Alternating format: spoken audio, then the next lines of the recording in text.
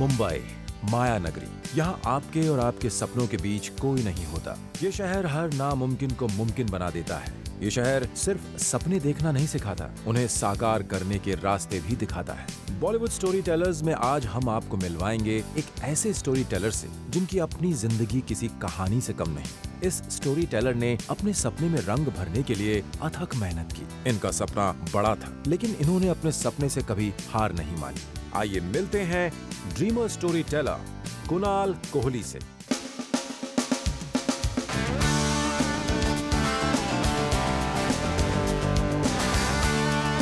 जब मैं कॉलेज में ही था तो मैंने डिसाइड कर लिया था कि मुझे फिल्मों में होना है। Maybe even before that, because in school I would always do class plays and everything, and I would be very interested in only one subject which was in Hindi and in English, because there were stories in those subjects.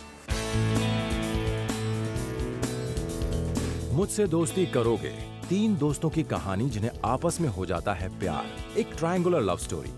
हम तुम, एक ऐसी love story जिसमें hero और heroine हैं poles apart. फना, love story एक terrorist और एक मासूम लड़की की जो उसे देख भी नहीं सकती। थोड़ा प्यार, थोड़ा मैजिक। एक लव स्टोरी एक लोनर और एक परी के बीच। तेरी मेरी कहानी। 3 लव स्टोरीज इन 1 फिल्म। और यहाँ तक कि उनकी प्रोड्यूस्ड फिल्म ब्रेक के बाद है स्टोरी एक ऐसे कपल की जो प्यार को अलग तरीकों से एक्सप्लोर कर रहे हैं। क्या कॉमन है इन सारी फिल्मों में? Love stories. यश चोपड़ा के बैनर यशराज फिल्म से अपने फिल्मी करियर शुरू करने वाले कुणाल कोहली ने एक के बाद एक कई रिमार्केबल लव स्टोरीज बनाई हैं। उनकी फिल्म्स की मैच्योर हैंडलिंग और उनके फील गुड फैक्टर ने कुणाल की एक अलग पहचान भी बनाई है और उन्हें एक फेथफुल फैन फॉलोइंग भी दी है। I want to make a film like Guru Dutt. I want to make a film like Raj Khosla. I want to make a film like Yash Chopra. These people, I always wish that I had made their films, and I wish I could make a film like them. They're like my gurus who I've never worked with. So I'm like Eklavya. तो मैंने बाहर से इन सबकी फिल्में देख के मैं इनसे फिल्म मेकिंग सीखा। कुणाल कोहली की फिल्मों में लव एक एसेंशियल इंग्रेडिएंट तो होता ही है, लेकिन इन लव स्टोरीज के लिए वो जैसी दुनिया क्रिएट करते हैं वो उनकी हर फिल्म को एक बिल्कुल ही अलग फ्लेवर देता है। फना कश्मीर में टेररिज्म को समझने की कोशिश थी, उसी तरह हम तुम थी जेंडर डिवाइड के ऑब्वियस डिफरेंसेस पे बेस्ड एक लव स्टोरी। छोटे छोटे खूबसूरत मोमेंट से सजी कुणाल कोहली की फिल्म्स जब कहानियों का कैनवस बड़ा कर देती हैं, तो ये अपने आप में एक काफी एंटरटेनिंग फिल्म वॉचिंग एक्सपीरियंस हो जाता है। मैं 1-1.5 साल 2 साल लेता हूँ ये पिक्चर बनाने में, और वो 2 घंटे में मैं जितनी बड़ी कहानी, जितनी इंटरेस्टिंग कहानी, जितनी डिफरेंट कहानी कह सकता हूँ, I like to say that, and I like to put in different layers in a film. जैसे हम तुम में भी कुछ अलग लेयर्स थे कि वाई सैफ का जो कैरेक्टर है करण कपूर का, why does he behave the way he behaves, वो क्यों रिलेशनशिप के लिए कमिट नहीं कर सकता है, because he also comes from a broken home.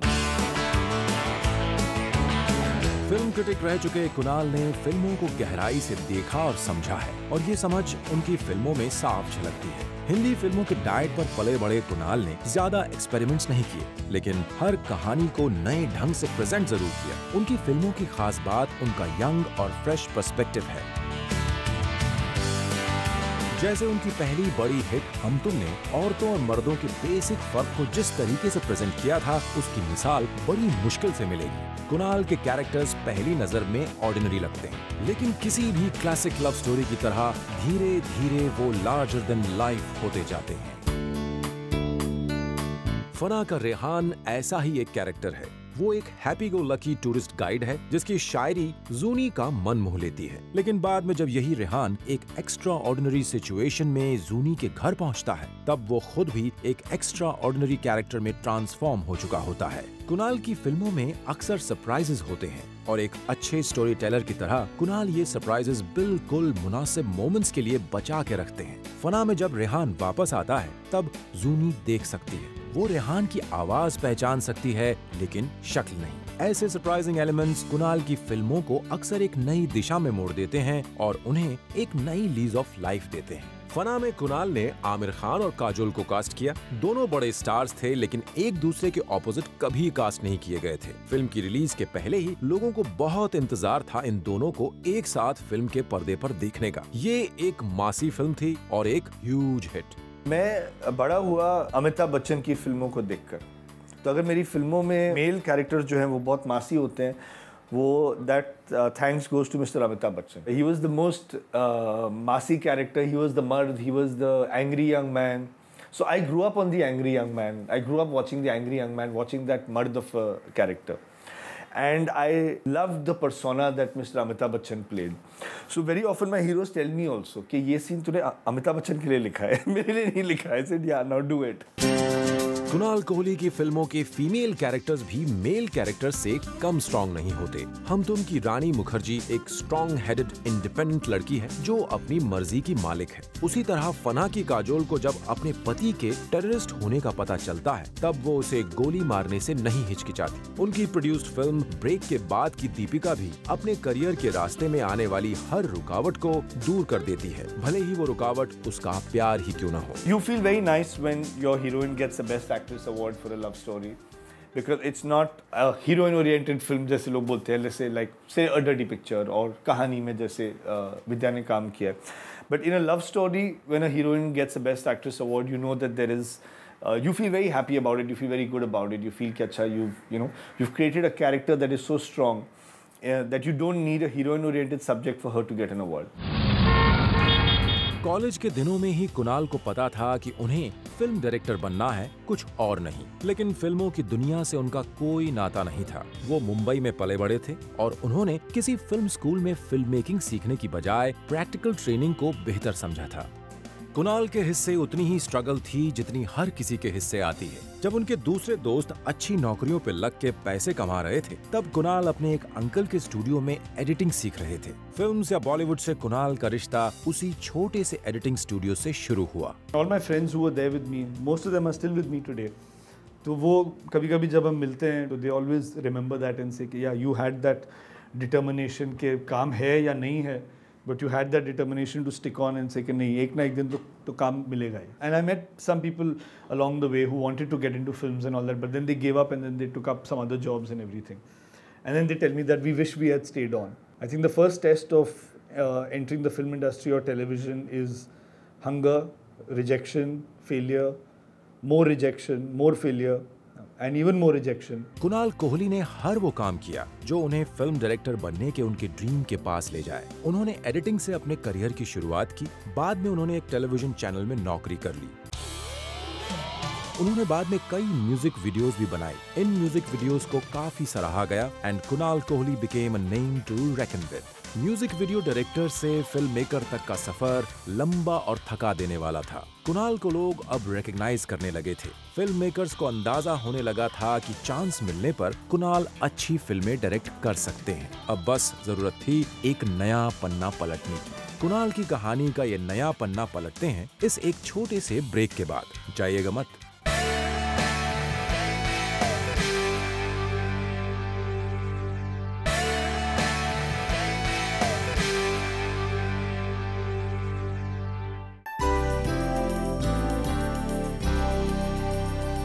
Welcome back. बहुत कम स्टोरीज ऐसी होती हैं जो सीधे दिल में उतर जाती हैं। आज बॉलीवुड स्टोरी टेलर्स में हम आपको स्टोरी सुना रहे हैं master story teller Kunal Kohli की स्ट्रगल और उनके सक्सेस की। कुणाल कोहली के लिए फिल्म क्रिटिक से फिल्म मेकर का सफर एक्साइटिंग भी था और किसी हद तक स्कैरी भी। लेकिन कुणाल के लिए ये ट्रांसफॉर्मेशन मुश्किल नहीं था, इसलिए कि क्रिटिक रहते हुए भी वो अपने आप को एस्पायरिंग फिल्म डायरेक्टर के रूप में देखते थे।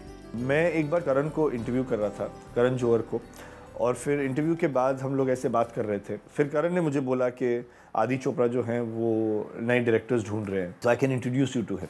आई मेट आदि चोपड़ा एंड उस टाइम पर I was signed up with another producer and Adi Chopra told me that I will not even hear your subject, I will not even talk to you till you are signed with another producer. और इस time तक यशराज ने किसी बाहर के director को कभी sign नहीं किया था, so it was the first for Yashraj also. Anyway, I don't know, I just took the decision and I went and gave back the check to that producer. I said, thank you very much. And I went back to Adi and I said, Acha.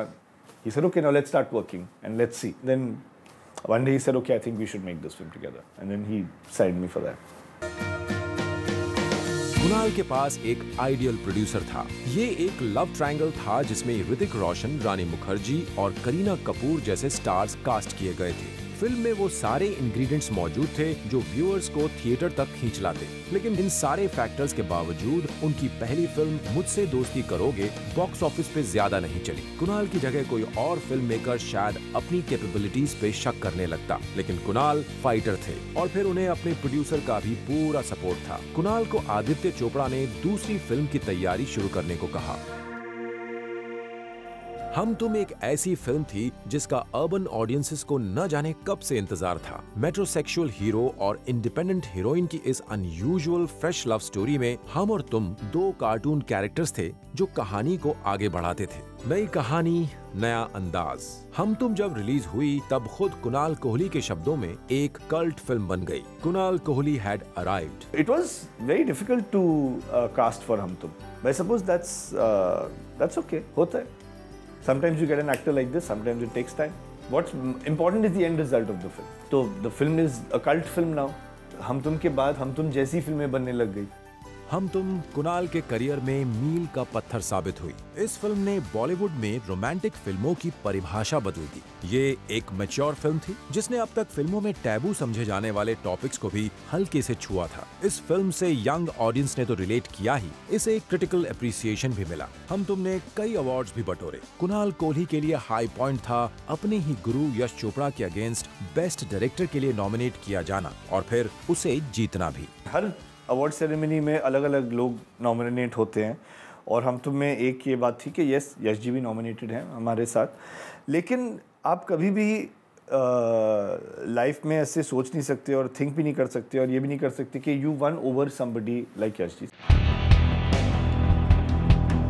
Kunal Kohli अब तक एक बड़े director हो गए थे। अब उनके पास अपनी रफ्तार धीमी करने की लग्जरी थी, लेकिन कुणाल ने अपने आप को आराम करने का मौका नहीं दिया। उन्होंने फौरन अपनी नेक्स्ट फिल्म के लिए तैयारी करनी शुरू कर दी।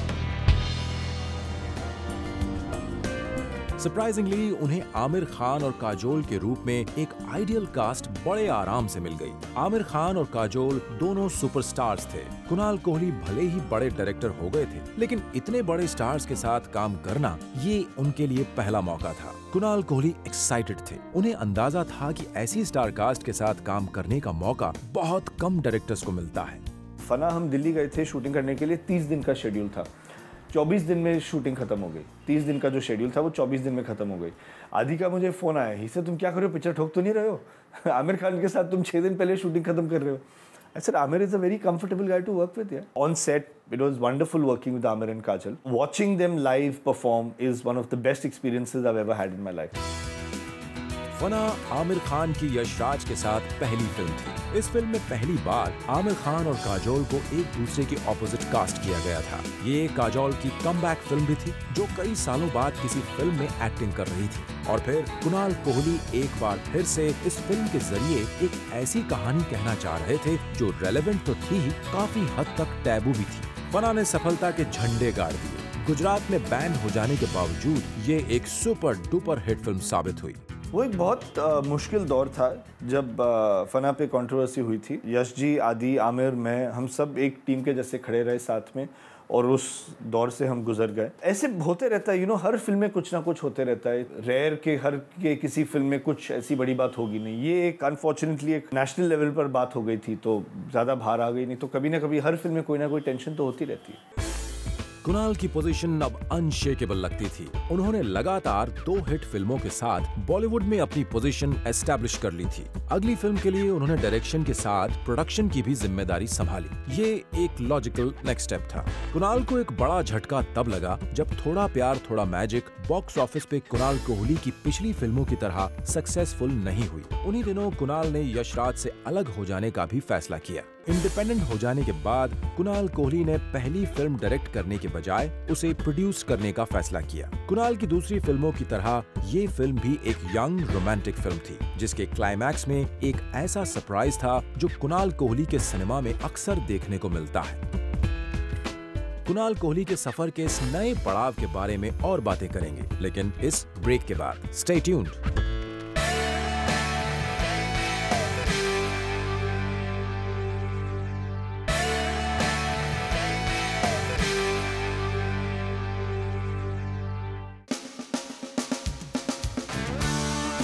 वेलकम बैक टू ब्रेक के बाद। हमारा मतलब है कि कुणाल कोहली की प्रोड्यूस्ड फिल्म ब्रेक के बाद। आप देख रहे हैं Bollywood story tellers on your favourite channel Zoom. Break के बाद के डायरेक्टर थे दानिश असलम। कुणाल के असिस्टेंट रह चुके दानिश असलम जामिया के मास कम्युनिकेशन रिसर्च सेंटर से फिल्म मेकिंग सीख कर आए थे, लेकिन उनकी रियल ट्रेनिंग हुई थी कुणाल के साथ। शायद यही वजह है कि ब्रेक के बाद में उनके स्टाइल पे कुणाल की छाप बिल्कुल साफ दिखी। ब्रेक के बाद एक बार फिर कुणाल ने डायरेक्शन का बीड़ा उठाया। तेरी मेरी कहानी में वो सारे एलिमेंट्स आइडेंटिफाई किए जा सकते थे जो कुणाल कोहली की फिल्मों की खासियत हैं। शाहिद कपूर और प्रियंका चोपड़ा ने इस फिल्म में 3 अलग जमाने के लवर्स के किरदार निभाए। ये एक नया कॉन्सेप्ट था और ऐसा एक्सपेरिमेंट कुणाल से पहले किसी ने नहीं किया था। फिल्म के रेट्रो सॉन्ग्स काफी पॉपुलर हुए और प्रियंका की मुमताज स्टाइल साड़ियां भी। इन सब के बावजूद कुणाल का ये एक्सपेरिमेंट बैकफायर कर गया, लेकिन कुणाल कोहली ने हिम्मत नहीं हारी और वो अब भी अपनी अगली फिल्म पे काम कर रहे हैं। कुणाल कोहली उन फिल्म डायरेक्टर्स में से हैं जो कामयाबी और नाकामी दोनों को अपने सफर का एक हिस्सा समझते हैं, उससे सीखते हैं और आगे बढ़ जाते हैं।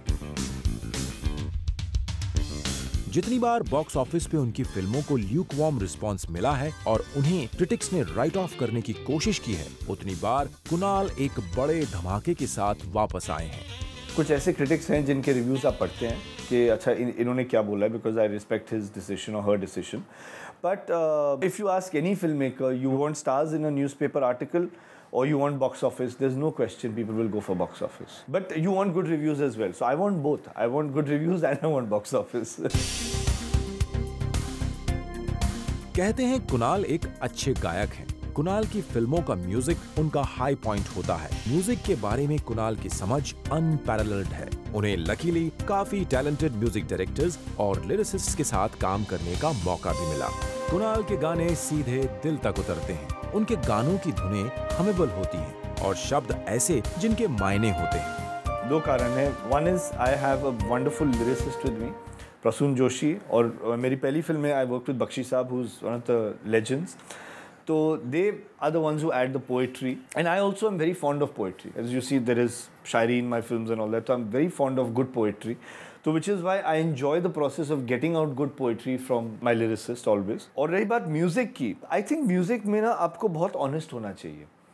I think any director who gets good music, और लोग बोलते हैं कि इस डायरेक्टर का म्यूजिक सेंस बहुत अच्छा है. It's about honesty with your work. Kunal शब्दों की ताकत में बिलीव करते हैं। उन्हें अच्छी भाषा और साफ जुबान का अंदाजा है। शायद यही वजह है कि उनकी फिल्मों में कैरेक्टर्स अक्सर शायरी करते देखे जाते हैं। कुणाल कोहली अपनी फिल्मों से आम आदमी के दिल की तह तक पहुंचते हैं। ऐसा शायद इसलिए है कि इतने बड़े डायरेक्टर प्रोड्यूसर होने के बाद भी वो अंदर से एक आम आदमी है। कुणाल बसों और ट्रेनों में धक्के खाते थे और वो यादें उन्होंने समेट कर रखी हैं। उन्हें उन यादों से प्यार है। My entire childhood I've spent traveling in the local trains and the buses of Mumbai. और डबल डेकर बस जो मरीन ड्राइव पे जाती थी वो हमको बहुत अच्छा लगता था, बिकॉज समटाइम्स कॉलेज से हम ऐसे ही बस राइड के लिए जाते थे वो डबल डेकर बस में, और ऊपर वाले सेक्शन में बैठते थे और अच्छे वो हवा आती थी और मरीन ड्राइव की सैर हम करते थे। लोकल ट्रेन्स में भी बहुत हमने सफ़र किया है। उस टाइम भी काफ़ी भीड़ होता था, आज भी उतनी ही भीड़ है। Sometimes in the station you have to just stand there and the crowd would push you inside and you have to just stand near the gate and the crowd would push you out. ये कुछ बातें हैं जो सिर्फ जो मुंबई की ट्रेनों में जिसने सफ़र किया है वो ही जानते हैं कि कपड़ों का क्या हाल होता है जब आप ट्रेन में जाते हो। कुणाल की फेवरेट फिल्में लव स्टोरीज होती हैं। प्यार एक ऐसा शब्द है जिसका मतलब कुणाल आज भी अपनी फिल्मों में ढूंढ रहे हैं और अपनी निजी जिंदगी में भी। उनकी पत्नी और बेटी उनकी जिंदगी के 2 सेंटर्स हैं, जिनके चारों ओर कुणाल की जिंदगी घूमती है। जिंदगी के छोटे छोटे लम्हों में मोहब्बत के मायने समझने की कोशिश करने वाले कुणाल अब फिल्मी पर्दे पर उसे किस कहानी के रूप में पेश करते हैं, उसका हमें रहेगा बेसब्री से इंतजार। नेक्स्ट एपिसोड में एक और बॉलीवुड स्टोरी टेलर्स के साथ हम फिर आएंगे, सफर को थोड़ा और आगे बढ़ाने के लिए। तब तक कीजिए इंतजार।